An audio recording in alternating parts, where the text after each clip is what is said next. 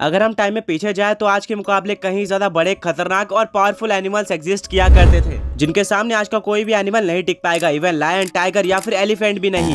For example, क्या आपको किसी ऐसे डायनासोर के बारे में पता है जिसके पास लिटरली 500 दांत थे? अगर नहीं पता तो कोई बात नहीं, आज हम ऐसे 7 एक्सटिंक्ट एनिमल्स को देखने वाले हैं जो कि बहुत ही ज्यादा डेंजरस और यूनिक थे। यह हमारी सीरीज का पार्ट 7 होगा। बाकी सारे पार्ट्स की तरह ये वीडियो भी काफी इंटरेस्टिंग होगी। स्टार्ट करते अब तक के पाए गए सबसे बड़े जमीन पर रहने वाले मैमल के साथ। नंबर 1, पैरासेराथीरियम। करंटली जमीन पर रहने वाले सबसे बड़े मैमल एलिफेंट है, बट पैरासेराथीरियम इनसे कहीं ज्यादा बड़े हुआ करते थे। पैरासेराथीरियम की साइज 30 फीट तक हो जाती थी, जो कि मॉडर्न डे अफ्रीकन एलिफेंट से 1.5 टाइम्स ज्यादा है। वहीं पर इनका वेट 15,000 किलो से लेकर 20,000 किलो तक हुआ करता था, जो कि एक मॉडर्न डे अफ्रीकन एलिफेंट के मुकाबले 2.5 से 4 गुना ज्यादा है, जिससे आप लोग पैरासेराथीरियम के साइज का अंदाजा लगा सकते हो। ये मैसिव हुआ करते थे। पैरासेराथीरियम ओलिगोसीन इपॉक के टाइम पर एग्जिस्ट किया करते थे, यानी कि 34 से 23 मिलियन ईयर्स पहले। इनको सबसे पहली बार पाकिस्तान में डिस्कवर किया गया था। उसके बाद इनके कुछ फॉसिल चाइना में भी पाए गए हैं। पैरासेराथीरियम इस नाम का मतलब ही नियर द हॉर्नलेस बीस्ट है, यानी कि इनके पास हॉर्न्स नहीं हुआ करते थे। ये राइनोसेराटॉइड्स नाम के ग्रुप से बिलोंग करते हैं। करंटली इनका सबसे ज्यादा क्लोज रिलेटिव राइनो है। हाइट कंपैरिजन में ये जिराफ से सिमिलर हुआ करता था, बट वेट के मुकाबले में ये कहीं ज्यादा आगे निकल जाता है। इसका स्कल बड़ा था, जिसमें फ्लैट स्ट्रक्चर थे। इसके दांत लीव्स और श्रब्स खाने के लिए बने थे, जिससे पता चलता है कि ये एक हर्बीवोर मैमल था। ये ग्रासलैंड और वुडलैंड में पाए जाते थे, जहाँ पर इतने बड़े एनिमल के लिए ज्यादा से ज्यादा खाना हुआ करता था। इतने बड़े साइज होने के बाद भी ये झुंड में रहा करते थे, जिसके चलते इनका शिकार करना बहुत ज्यादा मुश्किल हो जाता है। पैरासेराथीरियम के साथ एंटेलोडॉन और डायनोसुकस जैसे बड़े क्रोकोडाइल भी एग्जिस्ट किया करते थे, जो कि इनका शिकार किया करते होंगे। इतने बड़े साइज के बाद भी ये 23 मिलियन ईयर्स पहले एक्सटिंक्ट हो गए थे, जिसके पीछे काफी सारे रीजन बताए जाते हैं, जिनमें सबसे बड़ा रीजन क्लाइमेट चेंज है। ऑल्सो इस टाइम पर काफी सारे नए हर्बीवोर एनिमल भी आ चुके थे, जिससे पैरासेराथीरियम के फूड सोर्स में कमी आई होगी और धीरे धीरे ये पूरी तरह से खत्म हो गए।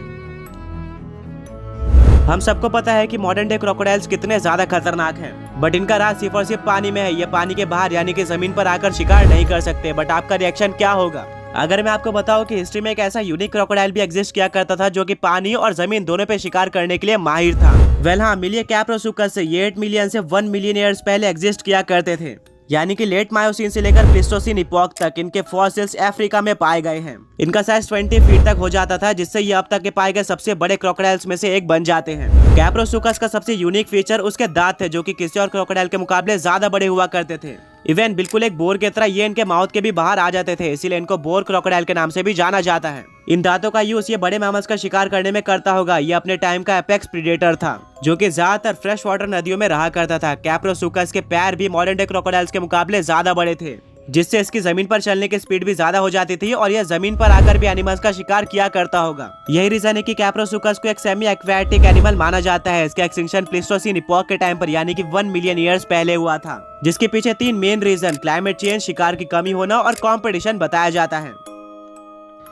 नंबर 3, गोबीथीरियम। ये एक बड़ा हर्बीवोरस मैमल है, जो कि 36 से 25 मिलियन ईयर्स पहले यानी कि लेट इयोसीन से लेकर अर्ली ओलिगोसीन इपॉक के टाइम पर एग्जिस्ट किया करता था। ये ऑर्डर पेरिसोडेक्टाइला से बिलोंग करता है, जिसमें मॉडर्न डे राइनो, टैपिड्स और हॉर्सेस आते हैं। ये एक टाइम पर इंडिया में एग्जिस्ट किया करता था। गोबीथीरियम का सबसे मेन फीचर उसकी साइज थी, जो कि 10 से 13 फीट तक हो जाती थी। वहीं पर इसका वेट 1000 से 2000 किलो तक हो जाता था, जो कि मॉडर्न डे राइनो से सिमिलर है। ये घास खाया करते थे और इनका स्कल लंबा हुआ करता था। गोबीथीरियम के पैर भी बहुत ज्यादा मजबूत हुआ करते थे, जिससे इनको स्पीड मिलती होगी और इसका यूज करके ये शिकारियों से बचते होंगे। गोबीथीरियम से हमें एशियंट इंडिया में रहने वाले एक्सटिंक्ट एनिमल्स के एवोल्यूशन के बारे में पता चला, क्योंकि उस टाइम पर इंडिया और बाकी कॉन्टिनेंट्स के बीच में काफी ज्यादा बड़ा गैप था। इसीलिए गोबीथीरियम बाकी हर्बीवोर मैमल से बहुत ज्यादा अलग थे। गोबीथीरियम का एक्सटिंक्शन 25 मिलियन ईयर्स पहले यानी कि अर्ली ओलिगोसीन इपॉक के टाइम पर हुआ था, जिसके पीछे काफी सारे रीजंस बताए जाते हैं, जैसे कि क्लाइमेट चेंज। इस टाइम पर इन्वायरमेंट गर्म से ठंडा होने लगा था, जिससे इनके फूड सोर्स में कमी आई होगी। ऑल्सो इस टाइम पर कुछ नए हर्बीवोर्स भी आ चुके थे, जिससे कंपटीशन इंक्रीज हो जाता है और अल्टीमेटली गोबीथीरियम की पॉपुलेशन कम होते जाती है।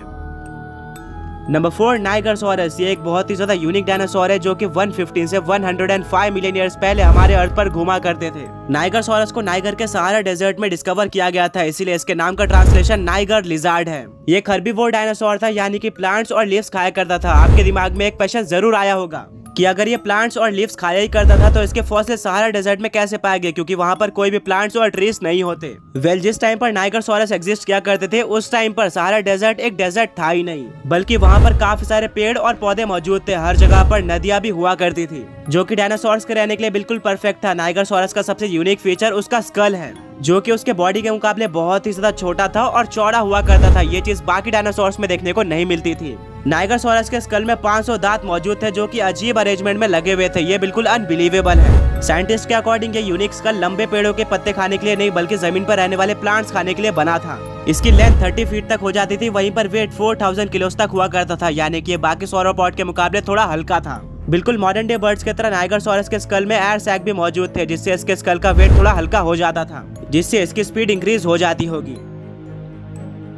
नंबर 5 प्रेस्टोसुकस। ये 220 से 210 मिलियन ईयर्स पहले यानी कि लेट ट्रायसिक पीरियड में एग्जिस्ट किया करता था। इसको मॉडर्न डे क्रोकोडाइल्स और इवन डायनासोर्स का भी एंसेस्टर माना जाता है। इसके फॉसिल्स ब्राजील और अर्जेंटीना में पाए गए हैं। ये कार्निवरस रेप्टाइल था, यानी कि दूसरे एनिमल्स को मार के खाया करता होगा। इसकी साइज 20 फीट तक हो जाती थी, जिससे प्रेस्टोसुकस अपने टाइम के कुछ सबसे बड़े जमीन पर रहने वाले शिकारियों में से एक बन जाता है। इसके पास पावरफुल पैर हुआ करते थे जो कि इसको जमीन और पानी दोनों में रहने के लिए मदद करते होंगे। इसके पास एक लंबा जौ था जिसमें काफी सारे नुकीले दांत मौजूद थे, जिनका यूज करके ये स्मॉल रेप्टाइल्स और डायनासोर्स का शिकार किया करता होगा। बट आगे जाके 201 मिलियन ईयर्स पहले इसका वोल्केनिक एक्टिविटी के चलते एक्सटिंक्शन हो जाता है। नंबर 6 प्लेटीबैलोडॉन। ये 3 से 10 मिलियन ईयर्स पहले यानी कि लेट मायोसिन से लेकर अर्ली प्लीस्टोसिन इपॉक के टाइम पर हमारे अर्थ पर घुमा करते थे। ये प्रोबोसिडियन नाम के ग्रुप से बिलोंग करते हैं, जिसमें मॉडर्न डे एलिफेंट्स और उनके एक्सटिंक्ट रिलेटिव भी आते हैं। प्लेटीबैलोडॉन के फॉसिल्स काफी सारे अलग अलग जगह पर पाए गए हैं, जैसे कि नॉर्थ अमेरिका, यूरोप और एशिया, जिससे पता चलता है कि इनकी पॉपुलेशन अपने टाइम पर अच्छी खासी हुआ करती होगी। इनके पास मॉडर्न डे एलिफेंट्स की तरह टस्क भी थे, बट वो बहुत ही ज्यादा अजीब थे क्योंकि ये टस्क प्लेटीबैलोडॉन के लोअर जॉ से जुड़े हुए थे और बिल्कुल एक शवल का शेप लेते थे। साइंटिस्ट के अकॉर्डिंग प्लेटीबैलोडॉन अपने इन जॉस का बिल्कुल एक चम्मच की तरह यूज किया करता होगा, जिससे ये दलदल वाले इलाकों से एक्वेटिक वेजिटेशन को खाता होगा। प्लेटीबैलोडॉन मॉडर्न डे एलिफेंट्स के मुकाबले थोड़े छोटे हुआ करते थे। इनकी साइज 8 से 10 फीट तक हो जाती थी। आगे जाकर क्लाइमेट गर्म हो जाता है, जिससे इनका मेन फूड सोर्स यानी कि दलदल सूख जाते हैं। अल्टीमेटली प्लेटीबैलोडॉन एक्सटिंक्ट हो जाते हैं, बट इसमें कोई भी डाउट नहीं है कि ये काफी ज्यादा यूनिक और डेंजरस एनिमल्स थे। Finally number 7 ड्रोमियोसॉरस। ये एक थेरापॉड डायनासोर है जो कि 75 से 70 मिलियन ईयर्स पहले यानी कि लेट क्रिटेशियस पीरियड में एग्जिस्ट किया करते थे। इनके फॉसिल्स कनाडा में पाए गए हैं। बाकी डायनासोर्स के मुकाबले ड्रोमियोसॉरस की साइज काफी ज्यादा छोटी थी, जो कि 6 से 7 फीट हुआ करती थी। इसके पास लंबे और स्ट्रॉन्ग पैर भी थे। इन्हीं दोनों चीजों के कॉम्बिनेशन के चलते ये बहुत ही ज्यादा फास्ट भागते थे। ड्रोमियोसॉरस कार्निवरस थे, यानी कि दूसरे डायनासोर्स का शिकार किया करते थे। ऑल्सो ड्रोमियोसॉरस की आईसाइट भी काफी ज्यादा शार्प थी। ये दूर से ही अपने शिकार को देख लिया करता था। ड्रोमियोसॉरस के फोर लिम्ब में बड़े मुड़े हुए और शार्प क्लॉस मौजूद थे, जो कि इनके शिकार को पकड़ने में काम आते होंगे। इवन इनके पैर पर भी शार्प क्लॉस मौजूद थे, जिनको किलर क्लॉस के नाम से भी जाना जाता है। इनके बॉडी पर बिल्कुल मॉडर्न डे बर्ड्स की तरह फेदर्स हुआ करते थे और ये झुंड में रहा करते थे, जिसमें काफी सारे ड्रोमियोसॉरस थे। ये सब साथ मिलकर बड़े डायनासोर्स का शिकार करते होंगे। आज के इस वीडियो में इतना ही था। आई होप आपको वीडियो पसंद आई होगी। अगर आई है तो वीडियो को लाइक करना मत भूलना। साथ में ऐसी और भी अमेजिंग वीडियोस को देखने के लिए चैनल को सब्सक्राइब करके बेल नोटिफिकेशन कॉल पे सेट कर देना। मिलेंगे अगले वीडियो में, तब तक के लिए गुड बाय।